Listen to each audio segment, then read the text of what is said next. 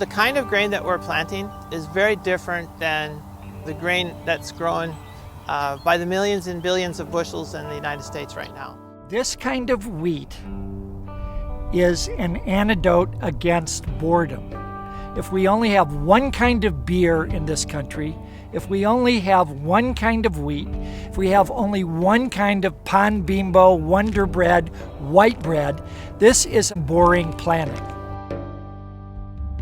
Consistency is comforting. It's an element of chaos you can remove from your daily life, but those of us who really love to cook, we're embracing the chaos. We want a curveball. We want to figure out how to navigate that. And to me, that's part of sustainability. If you can't roll with the changes, then you might as well just assign yourself to the homogenized stuff.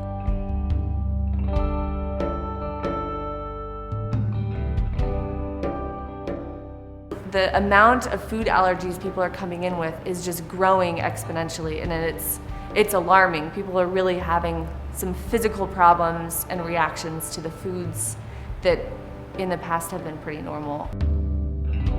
So for us, reading every day that people are having more reactions to gluten and problems with celiac disease, this really prompted us to get involved in exploring the heirloom wheats and also working carefully with our bread process as far as long fermentations. And we feel that these two elements together, heirloom wheats with long fermentations, we're getting a very good positive reaction from our customers. 10 years ago, we were really into sourcing where our pig came from and our cow came from, and then it was where our vegetables came from. And it's just progressing as I'm progressing as a cook in knowing and sourcing where my ingredients are, and the next step is grains, I believe, and knowing where our grains are coming from.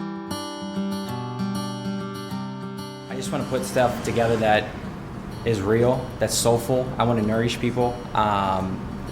So going back to that sense of community, when I'm working with people that are that kind of, like-minded, it's more powerful. I mean, it's nourishing all the way around. So for people who come in and eat a dish that I'm creating centered around local products, I think that just comes through and it's electrifying. Really the difference between in sort of industrial or large commercial produced bread versus this is the speed of fermentation. So the longer it takes to build the bread, the more positive outcomes, and really that pre-digestion piece. And this really, right here, this flour and water mixture is basically pre-digested starches. So you need to sprout, soak, or properly ferment grain to get the nutrition out of it. Bringing heritage grain together with a naturally leavened process, we're getting the best of the best. We are doing a tremendous job with growing and agriculture here, and with people like Gary and Chris Bianco and everyone pushing the envelope, and the cats at, Hayden Flour Mills. I mean, it's really fun. Right across the Santa Cruz River from us here, we have the Tumacacari Mission, which was started by Father Kino about 400 years ago. He actually, at that time, the mission was on this side of the river. So we were really honored to be growing this white Sonoran winter wheat on the same property where he grew it then. We make bread about twice a week. We do about 30 loaves on the weekend, and we make flatbreads and pizzas during the week for lunch. For us, it was always about relationships. Relationships with each farmer or each artisan,